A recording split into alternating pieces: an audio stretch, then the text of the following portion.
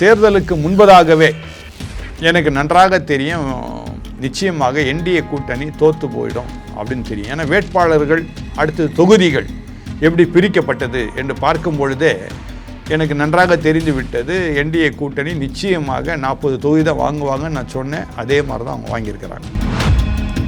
நீங்கள் முதலமைச்சர் கேண்டிடேட்டாக இது வரைக்கும் ஜெயிக்கவே இல்லை, எந்த இடத்துலையும் ஜெயிக்கலை. உங்களை அருமையான சசிகலா அம்மையார் தான் முதலமைச்சராக உட்கார வச்சாங்க. மக்கள் உங்களை முதலமைச்சரை உட்கார வைக்கவே இல்லை. அப்படி இருக்கிற இந்த நிலையில் நீங்கள் விஜய்க்கு தாராளமாக நீங்கள் உங்களுடைய ஆதரவு கொடுத்துருக்கலாம். ஆதரவு கொடுத்திருந்தால் அப்போ தான் இபிஎஸ் அவர்கள் ஒரு குற்றச்சாட்டு வைக்கிறாங்க, குதிரை பேர் அப்படின்னு சொல்லிட்டு காசு கொடுத்தால எம்எல்ஏ வாங்கின மாதிரி இருக்கும்ல சார். இப்போது இபிஎஸ் காசு வாங்கலையா? பிஜேபியில் கூட்டணி வச்சார் சார். அது கேள்வி ஏன் கேட்குறேன் அப்படின்னா, தூய சக்தின்னு சொல்லிட்டு அரசியலுக்கு வரீங்க, நீங்களே தூய சக்தியாக இருக்கலாமான்னு ஒரு பின்பத்தில் கேட்குறாங்க, ஒரு அர்த்தத்தில் கேட்குறாங்க. இல்லை இருக்கலாங்க. அவங்க குதிரை பேரம் பண்ணுறாங்களோ, என்ன பேரம் பண்ணுறாங்களோ, யானை பேரம் பண்ணுறாங்களோ, கேட்குறவர் சரியா? அவங்க என்டிஏ கூட்டணியில் இருந்தாங்க, அதனால் நான் பேசாமல் இருந்தேன், அமைதியாக இருந்தேன். குற்றம் சொல்லக்கூடாது, நம்ம கூட்டணியில் இருக்கும்போது குற்றம் சொல்லக்கூடாது, நான் அமைதியாக இருந்தேன். அடுத்தது எல்லாரும் போடுற மாதிரி நீ சசிகலா காலை பிடிச்சி தான் நீ முதலமைச்சரான, இத்தனையோ பண்ணிவிட்டு நீ குதிரை பேரம் பேசுற, நீ அவங்கள பேசுனா, நீ பிஜேபி கிட்ட எவ்வளோ எத்தனை கோடி வாங்கன்னு நான் சொல்லட்டா? எனக்கு தெரியும், பர்சனலாகவே தெரியும். அடுத்தது நயினார் நாகேந்திரகிட்ட சில காரியத்திற்கெல்லாம் நீ காசு கேட்டிருக்கிற. அதுக்கேற்ற மாதிரி தான் வேட்பாளர்களை தொகுதிகளை நீ மாற்றி மாற்றி அமைத்த. அதனால தான் தோற்று போச்சு பிஜேபி.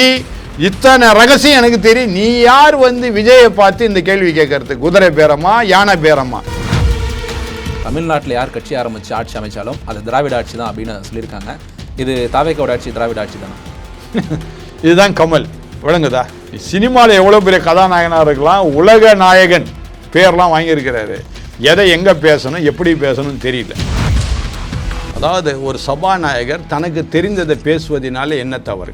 இப்போ பகவத்கீதை பேசினா சும்மா வந்திருப்பீங்களோ? பைபிள் பேசினாலும் இவ்வளோ குற்றம் சாட்டுறீங்க. பகவத்கீதை பேசினா சும்மா வந்திருப்பீங்க போல் இருக்குது. குரானை பேசினா நீங்கள் குற்றம் சாட்டுவீங்க. சரி, இப்போ பைபிளில் பேசியிருந்தா விஜய் அவர்களும் எதிர்த்திருப்பாங்கல்ல? எப்படி எதிர்ப்பார்? ஏன்னா சனாதன தர்மத்தை ஒழிக்க தான் நாங்களும் வந்திருக்கோம் அப்படின்னு முஸ்தபா அவர்கள் முஸ்தபா தான் சொன்னார், விஜய் சொல்லலை. நான் கிறிஸ்தவ ஆன்மீக தலைவன். அப்போ நான் படிக்க வேண்டியது எதுதான்? பைபிள் மட்டும்தான். நான் குரானை படிச்சுக்கிட்டோ இல்லை பகவத்கீதை படிச்சுக்கிட்டோ குற்றம் சாட்டிட்டு இருக்கிறது என்னுடைய வேலை கிடையாது. என்னுடைய வழி தனி வழி, என்னுடைய வழி பைபிள் வழி, என்னுடைய வழி கிறிஸ்தவ வழி. அது மட்டும் நான் பேசிட்டு நான் அதை மட்டும் தான் நான் சொல்றது நல்லது தானே? ஏன் நீ அதை சொல்றேன்னு சொன்னா என்ன அர்த்தம்?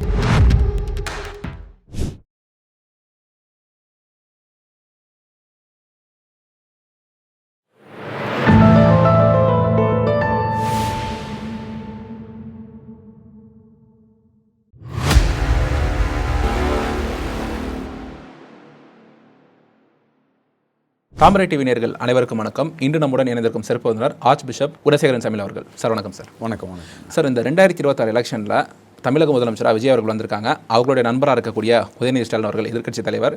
அதன் பிறகு அதிமுகவில் மீண்டும் ஒரு பிளவு. இந்த 2026 தேர்தலில் எப்படி பார்க்குறீங்க முடிவுகளை? அதாவது இப்போ நீங்கள் கேட்ட கேள்வி ஒரு சின்ன ஒரு மாற்றம் என்னென்னா, உதயநிதி விஜய் 2 பேரும் நண்பர்களே கிடையாது, இருந்தார்கள் ஒரு காலத்தில்.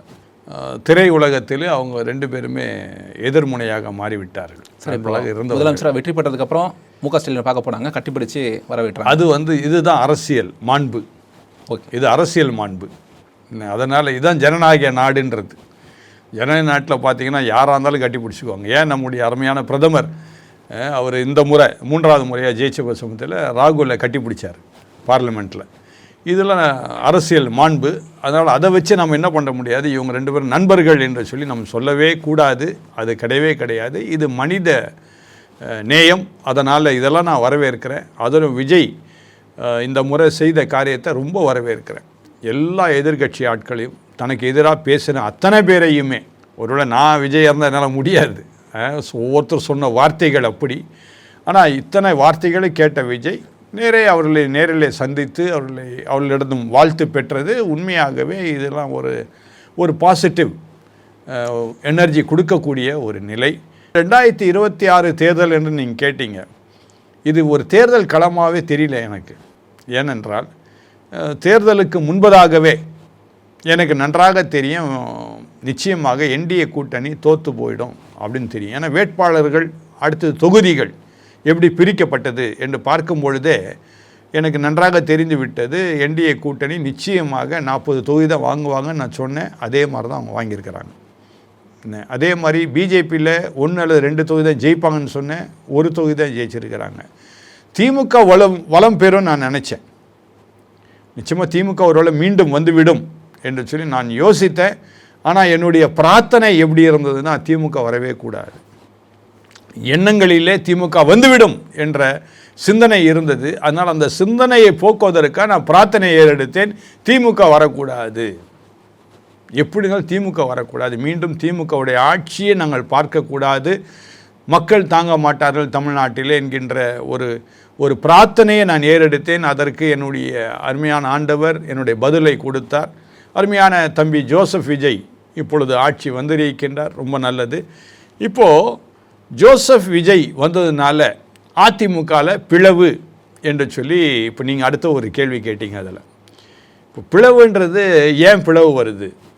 நம்முடைய மனம் சரியில்லைன்னு அர்த்தம்.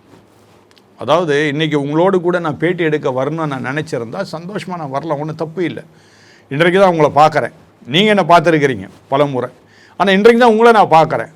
நான் ஒரு புது வாய்ஸ், ஒரு புது மனிதர் நான் சந்திக்கிறேன். ஆனாலும் நீங்கள் கேட்குற கேள்விக்கு பதில் சொல்ல நான் ஆயத்தமாக நான் இருக்கிறேன். இதுக்கு காரணம் மனசு தான். ஆக ஒரு புதியதாய் ஒருத்தர் அரசியலுக்குள்ளே வராரு. வரும்போது ஏற்கனவே அரசியலில் இருந்தவங்க என்ன பண்ணணும், சரி இவருக்கு ஒரு சான்ஸ் கொடுத்து பார்ப்போம். ஏன்னா 108 இடங்கள் ஜெயிச்சிட்டார், ஒன்றும் குறைவாக ஒன்றும் ஜெயிக்கல, வெறும் 10 இடம் தானே பாக்கி. இந்த 10 இடத்துக்காக நானா நீயான்ற சொல்லி போட்டி போடுவதை காட்டிலும் 108 இடத்தை ஜெயிச்சவருக்கு நாம் கட்டாயமாக அவருக்கு ஆதரவு கொடுப்போம். தானாக வரணும், அவர் தேடக்கூடாது. எனக்கு நீங்கள் தரீங்களா ஆதரவு, நான் அவங்க தராங்களா ஆதரவு கேட்கக்கூடாது. ஒரு தனி மனிதன், ஒரு தனி கட்சியாக, ஒரு தனிமையாக, எந்த கூட்டணியும் இல்லாமல் இதுவரைக்கும் அரசியல் என்கின்ற ஒரு பிம்பமே இல்லாத ஒரு கட்சி அது. ஏன் விஜய்க்கு அரசியலை பற்றி தெரியுமா அப்படின்னா நிறைய பேர் என்ன சொல்கிறாங்க, அவர் 10 வருஷமாக அரசியலில் இருந்தார், 20 வருஷமாக அரசியல் தெரியும். ஒன்றுமே தெரியாது அவருக்கு. இப்போ தான் சட்டசபைக்குள்ளே போகிறாரு, இப்போ தான் சீஃப் மினிஸ்டர் என்னன்னு அவருக்கு தெரியுது. ஆனால் என்ன ஒன்று, சில காரியங்களை வேகமாக முன்னெடுக்கின்றார். இந்த 5 நாட்களிலே வேகமாக நிறைய காரியங்களை முன்னெடுத்திருக்கின்றார். ரொம்ப சந்தோஷம், வரவேற்கத்தக்கது. ஆனால் அண்ணா திராவிட முன்னேற்ற கழகம் என்ன செய்திருக்கணும்? நம்ம ஒரு பக்கம் தோத்துட்டோம், 3வது இடத்துக்கு நம்ம வந்துட்டோம். நீங்கள் எதிர்கட்சியாக உட்கார்ந்தா கூட நீங்கள் ஆதரவு கொடுக்க வேண்டாம், தப்பு. 3வது இடத்துக்கு நீங்கள் வந்துட்டீங்க. 3வது இடத்துக்கு வந்த பிற்பாடு அண்ணா திராவிட முன்னேற்ற கழகம் என்ன பண்ணியிருக்கணும், மக்களுக்கு நல்ல ஆட்சி கொடுக்கட்டும், நாம் கூட ஆதரவு கொடுப்போம். இந்த வேணால் நீங்கள் ஒரு 4 மந்திரி 5 மந்திரி கூட நீங்கள் கேளுங்க, தப்பு கிடையாது. எங்களுக்கும் ஆட்சியில் பங்கு கொடுங்கன்னு கேட்குறது தவறே கிடையாது. ஏன்னா நீங்கள் 45 பேர் வந்திருந்தீங்க இல்லையா, நீங்கள் 45 பேர் ஆதரவு கொடுத்துருக்கலாம், தவறே கிடையாது. அதில் ஒரு தவறே கிடையாது, நல்ல கருத்து அது. அதை விட்டுட்டு நான் எதிர்ப்பு தெரிவிப்பேன் இபிஎஸ் சொல்கிறது என்பது எப்படின்னா, தான் இருக்கணும், மற்றவங்களாம் இருக்கக்கூடாது. இந்த உலகத்தில் நான் தான் வாழணும்னு நினச்சா வாழவே முடியாது. நிச்சயமாக ஏதோ ஒரு இடத்துல டோட்டலாக அவுட் ஆகி காணாமல் போயிடுவீங்க. அதுக்கு பதிலாக வளைந்து கொடுத்தோம்னா, சரி அவர்களும் வரட்டும், அவர்களும் ஆளட்டும், நாமும் கூட இருந்து நம்ம சப்போர்ட் பண்ணுவோம் அப்படின்னு சொன்னால் அது ரொம்ப நல்லது. ஒருவேளை என்னுடைய பேட்டியில் நிறைய நீங்களும் பார்த்துருப்பீங்க, நான் பயங்கரமாக திமுக எதிர்ப்பு தெரிவித்து இதே விஜய்க்கும் எதிர்ப்பு தெரிவித்தேன். உனக்கு அரசியலே தெரியாதுன்னு சொன்னேன். ஆனால் இப்போ விஜய்க்கு ஆதரவை ஏன் நான் நிற்கிறேன்னா, மக்கள் கொண்டு வந்துட்டாங்க, இவர் தான் முதல் அமைச்சராக இருக்கணும்னு. ஆக நான் அவர் எனக்கு முதலமைச்சராக, நானும் கட்டாயம் அவரை பார்த்து ஆகணும். அவர் எனக்கு முதலமைச்சர் இல்லைன்னு நான் சொல்ல முடியாது. அதனால தான் அவருக்கு ஆதரவு நான் கொடுக்குறேன். அதே மாதிரி தான் இந்த அருமையான எடப்பாடி அவர்கள் என்ன பண்ணியிருக்கணும், நீங்கள் முதலமைச்சர் கேண்டிடேட்டாக இது வரைக்கும் ஜெயிக்கவே இல்லை, எந்த இடத்துலையும் ஜெயிக்கலை. உங்களை அருமையான சசிகலா அம்மையார் தான் முதலமைச்சராக உட்கார வச்சாங்க. மக்கள் உங்களை முதலமைச்சரை உட்கார வைக்கவே இல்லை. அப்படி இருக்கிற இந்த நிலையில் நீங்கள் விஜய்க்கு தாராளமாக நீங்கள் உங்களுடைய ஆதரவு கொடுத்துருக்கலாம். ஆதரவு கொடுத்திருந்தால் இப்பொழுது என்ன இருக்காது, அண்ணா திராவிட முன்னேற்ற கழகத்தில் பிளவு ஏற்படாது. இப்போ அந்த 25 பேர் என்ன சொல்கிறாங்க, அண்ணா திராவிட முன்னேற்ற கழகத்தில் இருக்கிறவங்க விஜய்க்கு நாங்கள் ஆதரவு கொடுக்குறோன்றாங்க. நீங்கள் உடனே என்ன சொல்கிறீங்க, நான் உங்களை கட்சியை விட்டு நீக்க வேண்டுறீங்க. நீக்கிட்டு போங்க, அவங்க தயாராக இருக்கிறாங்க. நாங்கள் வெளியே வந்துட்டு என்ன ஒருவேளை இந்த 25 இடத்துலையும் நாங்கள் என்ன பண்ணுறோம், ராஜினாமா பண்ணிடுறோம், மீண்டும் நாங்கள் தாவேக்கால இணைந்து நாங்கள் தேர்தலில் சந்திக்கிறோன்றாங்க. அப்போ தான் இபிஎஸ் அவர்கள் ஒரு குற்றச்சாட்டு வைக்கிறாங்க, குதிரை பேர் அப்படின்னு சொல்லிட்டு. அது காசு கொடுத்தால எம்எல்ஏ வாங்கின மாதிரி இருக்கும்ல சார்? இப்போது இபிஎஸ் காசு வாங்கலையா? பிஜேபியில் கூட்டணி வச்சார். சார் அது கேள்வி ஏன் கேட்குறேன் அப்படின்னா, தூய சக்தின்னு சொல்லிட்டு அரசியலுக்கு வரீங்க, நீங்களே தீய சக்தியாக இருக்கலாமான்னு ஒரு பின்பத்தில் கேட்குறாங்க, ஒரு அர்த்தத்தில் கேட்குறாங்க. இல்லை இருக்கலாங்க. இப்போ நான் என்ன சொல்கிறேன், அவங்க வந்து தூய அரசியல் பண்ணுறாங்க, அவங்க குதிரை பேரம் பண்ணுறாங்களோ, என்ன பேரம் பண்ணுறாங்களோ, யானை பேரம் பண்ணுறாங்களோ, கேட்குறவர் சரியா? ஏங்க நான் தூய்மையாக இருந்தால் நான் உங்களை கேள்வி கேட்க முடியுங்க. நானே என் கை அழுக்கு, என் கையை அசிங்கம், நான் எப்படி உங்கள் கையை போய் பிடிக்க முடியும்? நான் எப்படி உங்கள் கை குற்றம்னு சொல்ல முடியும்? முதல்ல உன் கண்ணில் இருக்கிற உத்திரத்தை எடுத்து போட்டு மற்றவங்க கண்ணில் இருக்கிற துரும்ப நீ எடு. உன் கண்ணிலே உத்தரம் இருக்குதே, நீ கொலைகாரன் பேர் வாங்கியிருக்கு, கொடாநாட்டில் கொலை கேஸும் உன் மேலே இருக்குது, எத்தனை கோடி நீ அடிச்சிருக்குன்னு உன் மேலே இருக்குது. என்ன அவங்க என்டிஏ கூட்டணியில் இருந்தாங்க, அதனால் நான் பேசாமல் இருந்தேன், அமைதியாக இருந்தேன். குற்றம் சொல்லக்கூடாது, நம்ம கூட்டணியில் இருக்கும்போது குற்றம் சொல்லக்கூடாது, நான் அமைதியாக இருந்தேன். என்ன அடுத்தது எல்லாரும் போடுற மாதிரி நீ சசிகலா காலை பிடிச்சி தான் நீ முதலமைச்சர் ஆன. இத்தனையும் பண்ணிவிட்டு நீ வந்து குதிரம் பேரம் பேசுகிற, நீ அவங்கள பேசுனா, நீ பிஜேபிகிட்ட எவ்வளோ எத்தனை கோடி வாங்கன்னு நான் சொல்லட்டா? எனக்கு தெரியும், பர்சனலாகவே தெரியும். பிஜேபியிலேருந்து இபிஎஸ்க்கு எத்தனை கோடி கொடுத்தாங்க தேர்தல் செலவுக்குன்னு சொல்லி. நீ சுத்தமாக இருக்கிறவன் என்ன பண்ணுறது, பிஜேபியோட காசே வாங்கியிருக்கூடாது. என்ன பிஜேபியோட காசு வாங்காமல் நீ தேர்தல் சந்திச்சிருக்கணும். நீ பிஜேபிகிட்ட காசை வாங்கின, அடுத்தது நயினார் நாகேந்திரகிட்ட சில காரியத்திற்கெல்லாம் நீ காசு கேட்டிருக்கிற, அதுக்கேற்ற மாதிரி தான் வேட்பாளர்களை தொகுதிகளை நீ மாற்றி மாற்றி அமைத்த, அதனால தான் தோற்று போச்சு பிஜேபி. இத்தனை ரகசியம் எனக்கு தெரியும். நீ யார் வந்து விஜயை பார்த்து இந்த கேள்வி கேட்கறது? குதிரை பேரமா யானை பேரமா? முதல்ல உன் வாய் உன் கை சுத்தமாக இருக்கணும், நீ மற்றவங்களுக்கு கேள்வி கேட்கலாம். சார் இப்போ நீங்கள் சொல்கிற குற்றச்சாட்டுலாம் வச்சு பார்த்தா அதிமுக பாஜக கூட்டணி உடஞ்சிச்சுன்னு எடுத்துக்கலாமா? உடையிலங்க, அதாவது தேர்தலுக்காக வைத்த கூட்டணி, அவ்வளோதான். அதுக்கு பிற்பாடு மீண்டும் அந்த கூட்டணி இருக்கா இல்லையான்னு அடுத்த தேர்தலில் நம்ம பார்க்க முடியும். இப்போதைய நிலைமைக்கு நிச்சயமாக அவர்கள் ஒரு தனி கட்சி தான், பிஜேபி ஒரு தனி கட்சி தான். இதில் வந்து கூட்டணின்று சொல்வதற்கு எந்த இதுவும் கிடையாது. காரணம் தேர்தலை சந்திப்பதற்காக மக்களுக்காக கூட்டணியாக சேர்ந்து செயல்படலான்னு சொன்னதானே தவிர இது கூட்டணியா இல்லையா? நிச்சயமாக கூட்டணியா அண்ணா திராவிட முன்னேற்ற கழகம் பிஜேபியோடு இருக்காது, இருக்கவும் கூடாது. அதை தான் அருமையான முன்னாள் மாநில தலைவர் அண்ணாமலை இபிஎஸ் வேண்டாம் அப்படின்னு சொன்னதுக்கு காரணம் அதுதான். இப்போ அவருடைய கரெக்டான காரியத்தை சொல்லிட்டாரா? அவருடைய வெளிப்பாடு வந்துடுச்சா வெளியே? இதே தான் பிஜேபி ஜெயிச்சிருந்தாலும் நடந்து இருக்கும். அதனால தான் இவர் திரு அண்ணாமலை கரெக்டாக சொன்னார், இபிஎஸ் வேண்டாங்க அப்படின்னார். அதனால் திரும்ப அண்ணாமலை தான் மாநில தலைவராக பிஜேபிக்கு ஆக போகின்றார். அப்படி இருக்க நிலையில் எப்படி அண்ணா திராவிட முன்னேற்ற கழகம் கூட்டணியில் இருக்கும்? நிச்சயமாக இருக்கவே இருக்காது, இருக்கவும் வேண்டாம். இனிமேல் அண்ணா திராவிட முன்னேற்ற கழகம் தமிழ்நாட்டில் இருக்கிறது ரொம்ப கஷ்டம். ஏன்னா இந்த 25 பேரும் ஒருவேளை ராஜினாமா பண்ணிட்டு தாவேக்கால சேர்ந்தாங்கன்னா அங்கே யார் இருக்கிறா? அங்கே யாருமே கிடையாது. அண்ணாமலை அவர்கள் வளர்த்து வைத்திருந்த ஒரு 8% இளைஞர்களோட வாக்கு தான் அண்ணாமலைகள் இல்லாததுனால விஜய் அவர்கள் போயிடுச்சு அப்படின்ற ஒரு விஷயம் இருக்குது. அது ஒரு கேள்வி. ரெண்டாவது, அண்ணாமலை அவர்கள் மீண்டும் மாநில தலைவராக வரதுக்கு வாய்ப்பு இருக்கா? இரு கேள்விகளும் ஒன்றா பதில் சொல்லுங்கள் சார். அதாவது இப்போ நீங்கள் சொன்னீங்க 8% வாக்கு, நிச்சயமாக உண்மை அதுதான். ஏன்னா இப்போ இளைஞர்களுடைய மனதில் என்ன இருக்கும்? நாளைக்கு நான் நல்லா இருக்கணும், நான் இருக்கக்கூடிய இடம் சூழ்நிலைகள் நன்றாக இருக்க வேண்டும், நாளைக்கு எனக்கு என்னுடைய குடும்பம் நல்லா இருக்கணும், என் பிள்ளைகள் நல்லா இருக்கணும் எண்ணம் தான் எல்லாருக்குமே வரும். இது நியாயமான ஒன்று. அந்த இடத்துல என்ன பண்ணுறாரு, ஒரு ஐபிஎஸ் ஆஃபீஸர் அண்ணாமலை, அவர் எடுத்துரைத்த ஒவ்வொரு உரைகளையும் நீங்கள் பார்த்தீங்கன்னா மிக தெளிவாக இருக்கும். அதாவது இப்போ என்னை பற்றி அவர் சொல்கிறாருன்னா என் பின்புலத்தில் உள்ளது என்னென்னு சொல்லி ஆராய்ந்து பார்த்து கரெக்டாக அவர் எல்லா கணக்கையும் கரெக்டாக சொல்லுவார். இவர் இப்படி தான் இந்த இது வச்சுருக்கிறாரு, இதெல்லாம் செய்கிறாருன்னு கரெக்டாக சொல்லுவார். என்ன அப்படி ஆராய்ந்து பார்த்து பேசுகின்ற அருமையான ஒரு பேச்சாளர் திரு அண்ணாமலை அவர்கள். அடுத்தது உண்மையாக இருந்தார். அவர் மேலே நிறைய பேர் சொன்னாங்க, இத்தனை கோடியை சம்பாதிச்சிட்டாரு, அவர் மாநில தலைவராக இருக்கும்போது அப்படி சம்பாதிச்சிட்டார் இப்படி சம்பாதிச்சிட்டார். நான் என்ன கேட்குறேன், அரசியல் வந்தால் சம்பாதிக்கணும் அவசியமே கிடையாது. எனக்கு ஐபிஎஸ் என் கூட படித்தவங்க ஐபிஎஸ் ஆஃபீஸராக இருந்து இப்போது எல்லாரும் ரிட்டையர் ஆகிட்டாங்க, என் கூட படித்தவங்க. சரியா? அதனால் அந்த ஐபிஎஸ் ஆஃபீஸர்லாம் எப்படி வந்தாங்க எப்படி இருக்கிறாங்கன்னு எனக்கு தெரியும். இதுக்கு அரசியல் வந்தால் இருக்குன்னு அவசியமே கிடையாது. அவங்க பேர்லாம் கூட வெளியே தெரியவே தெரியாது யாருக்கும், அந்த ஐபிஎஸ் ஆஃபீஸருடைய பேர்லாம். ஆனால் எவ்வளோ சம்பாதிச்சாங்கன்னு எனக்கு தெரியும்.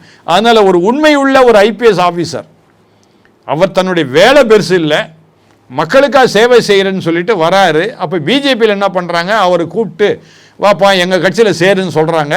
சேர்றாரு. கொஞ்ச காலத்திலே அவரை மாநில தலைவராக அவருக்கு ஒரு நல்ல ஒரு தருணத்தை கொடுத்து நல்ல அழகாக தமிழ்நாட்டை பிஜேபியை அழகாக கொண்டு வந்தார்.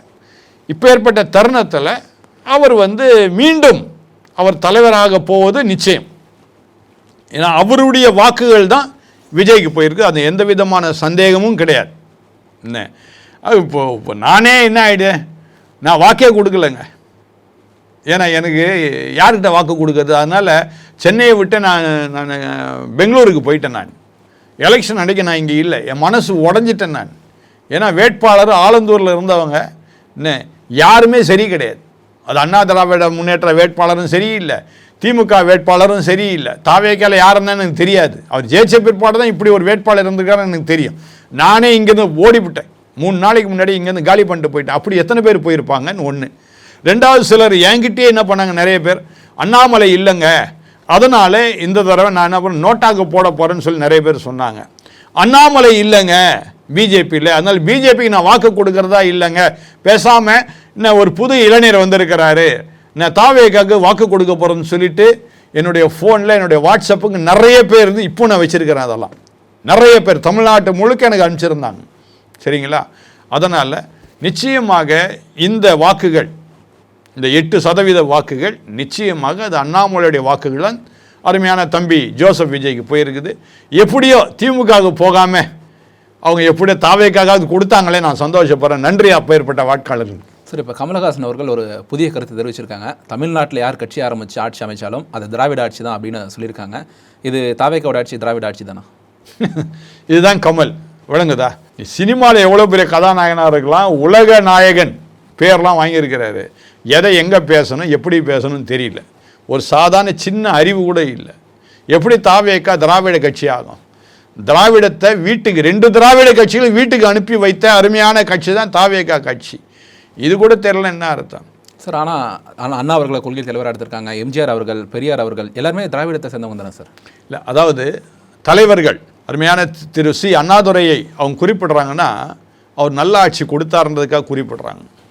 அருமையான தந்தை பெரியாரை சொல்கிறாங்கன்னா அவர் சில வார்த்தைகள் சில காரியங்கள் செய்தது நல்லது என்று அவரை குறிப்பிடுகின்றார்கள். இதில் தவறே இல்லையா? காமராஜர் கூட சொல்கிறாரு அவர்.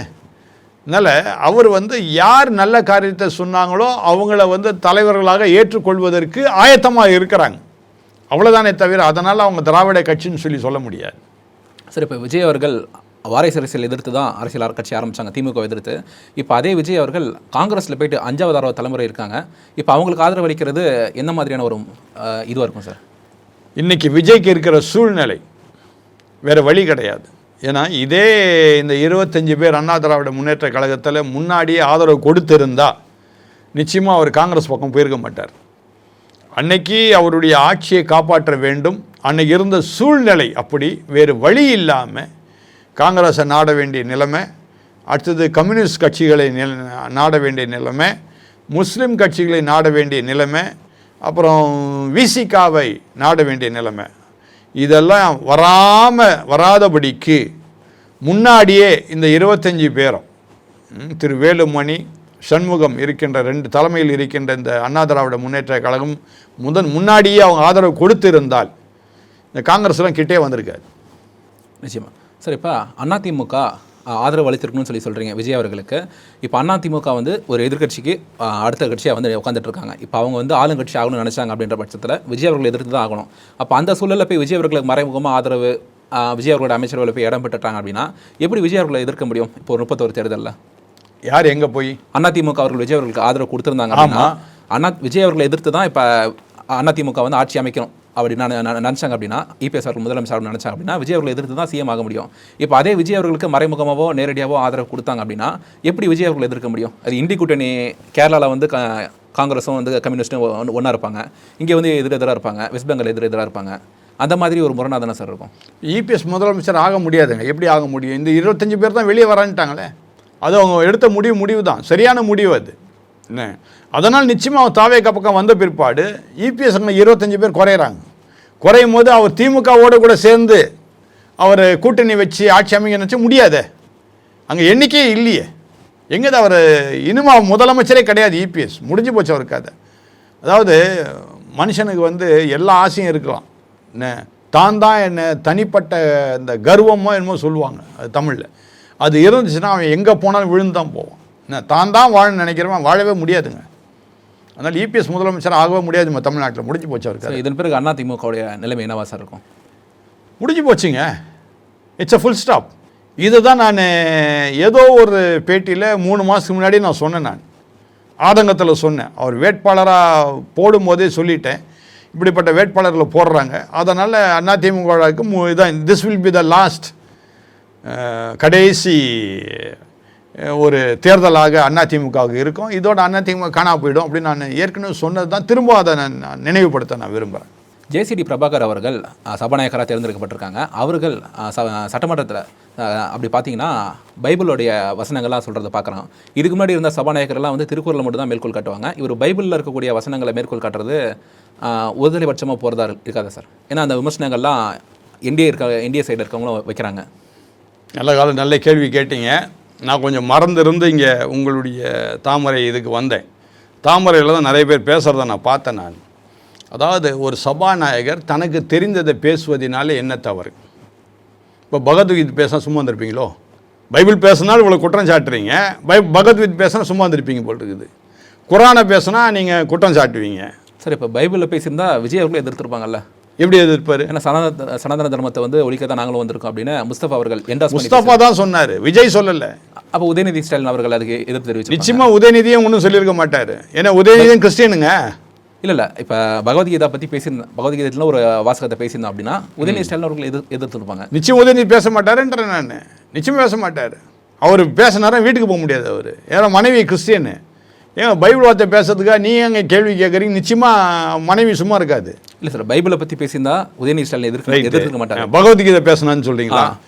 பகவத்கீதை பேச நிச்சயம் உதயநிதி வந்திருப்பார், முஸ்தபாவும் எதிர்த்திருப்பாங்க. நிச்சயமாக நடந்திருக்கும். இப்போ நான் என்ன சொல்கிறேன்னா, இப்போ நான் வந்து கிறிஸ்தவ ஆன்மீகம், அதே மாதிரி ஜேசிடி பிரபாகர் வந்து அவர் சிறு வயதிலிருந்தே கிறிஸ்தவர். அவர் ஒழுங்காக ஆலயத்துக்கு போகின்றவர்.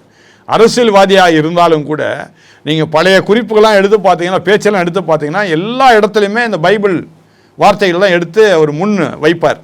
அப்படி தான் இந்த சட்டசபையில் முன் வைத்தாரே தவிர அவர் வந்து ஒரு வார்த்தை கூட என்னுடைய பைபிள் இப்படி சொல்லிட்டுன்னு சொல்லவே இல்லையே. நல்லா கவனித்து பாருங்கள் அவர் சொன்ன வார்த்தையில். ஆராய்ந்து முடியாத பெரிய காரியங்களையும் எண்ணி முடியாத அதிசயங்களையும் கர்த்தர் செய்வார்னு சொல்ல, எனக்கு செய்வார்னு தான் சொன்னார். நல்லா கவனிக்கணும். அதுலேயும் என்ன இது பைபிள் வேர்ட்ஸ்னு உங்களுக்கு தெரிஞ்சதுனால என்ன பண்ணுறீங்க, இவர் எப்படி பைபிள் வார்த்தையை சொல்லலாம் நீங்கள் கேள்வி கேட்குறீங்க. ஏன் அவருடைய வார்த்தையாக இருந்தால் என்ன? இப்போ நான் இப்படி சொல்கிறேங்க, அது அவருடைய கருத்துங்க, அவருடைய வார்த்தைங்க, அதே நீங்கள் பைபிள் வார்த்தை நீங்கள் ஏன் சொல்கிறீங்க? புரியுதா? அவர் ஒன்றும் சொல்லவே இல்லையே இப்படி இயேசு சொன்னார், அல்ல என்னோட பைபிள் சொல்லிச்சு, அல்ல கர்த்தர் சொன்னார்னு அந்த வார்த்தையை சொல்லவே இல்லையே. அவர் ஆராய்ந்து முடியாத பெரிய காரியங்களை எனக்கு செய்தார்னு சொன்னார். அதில் என்ன தவறு இருக்குது? ஒரு தவறு. அது அவருடைய கருத்தாக இருந்துட்டு போட்டுமே. நீங்கள் அதை பைபிள் வார்த்தையாக நீங்கள் பார்க்குறீங்க. ஏன்னா உங்களுக்கு தெரிஞ்ச நீங்கள் படிச்சிருக்கீங்க பைபிளை. உங்கள் தாமரை டிவிக்கு பேட்டி கொடுக்க வந்தவங்களும் அந்த பைபிளை படிச்சிருக்கிறாங்க. நான் என்ன கேட்குறேன், எனக்கு இது வரைக்கும் நான் பகவத்கீதை படித்ததே கிடையாது, நான் குரானை படித்ததே கிடையாது. ஏன்? எனக்கு வேண்டாத வேலை அது, எனக்கு வேண்டாத வேலை. எனக்கு இருக்கிறது பைபிள். நான் கிறிஸ்தவ ஆன்மீக தலைவன். அப்போ நான் படிக்க வேண்டியது எதுதான்? பைபிள் மட்டும்தான். நான் குரானை படிச்சுக்கிட்டோ இல்லை பகவத்கீதை படிச்சுக்கிட்டோ குற்றம் சாட்டிகிட்டு இருக்கிறது என்னுடைய வேலை கிடையாது. என்னுடைய வழி தனி வழி, என்னுடைய வழி பைபிள் வழி, என்னுடைய வழி கிறிஸ்தவ வழி. அது மட்டும் நான் பேசிட்டு நான் அதை மட்டும் தான் நான் சொல்கிறது நல்லது தானே. ஏன் நீ அதை சொல்கிறேன்னு சொன்னால் என்ன அர்த்தம்? இப்படி சொன்னால் தப்பு. இயேசு சொன்னார், அல்லது கர்த்தர் சொன்னார், இல்லை பைபிள் சொல்லிச்சு, அதனால் நான் அதை சொல்கிறேன்னு சட்டசபையில் சொல்லியிருந்தா நானே அதை கண்டிக்கிறேன். அவர் அப்படி சொல்லவே இல்லையே. அவருக்கு என்ன படித்தாரோ அதை சொல்லியிருக்கிறார் சட்டசபையில். அது பைபிள் வார்த்தை தான் நீங்கள் கண்டுபிடிச்சிட்டு நீங்கள் அவரை குற்றம் சாட்டினீங்கன்னா அது உங்கள் மேலே தான் தவறே தவிர அவர் மேலே தவறே கிடையாது. நிச்சயமாக சார். சார் இப்போ விஜய் அவர்கள் எலெக்ஷனுக்கு முன்னாடி ப்ரெஸ் மீட்டை ஒன்று வந்து கூட்டி சந்திக்கவே இல்லை. இப்போ எலெக்ஷன் அதுக்கப்புறம் சிஎம்ஓ ஆகிட்டாங்க. விஜய் அவர்கள் ப்ரெஸ் மீட்டை வைப்பாரா? உங்களோட கருத்து? என்னுடைய இது எனக்கு தெரியல. இல்லை சந்திக்கணும் நீங்கள் மீட்டு வச்சா நல்லது தான். ஏன்னா ஒரு முதலமைச்சராக இருந்து அவர் தன்னுடைய கருத்துக்களை மக்கள் மேடையில் சொல்லுவது நல்லது. அதுவும் ப்ரெஸ்ஸில் சொல்லியாச்சுன்னா, ஒருவேளை ப்ரெஸ் மீட் வச்சார்னா அது மக்கள் எல்லா இடத்துலையும் போய் சேரும். அது ஒரு நல்ல காரியம். அதனால் செய்வது நல்லது தான் நான் நினைக்கிறேன்.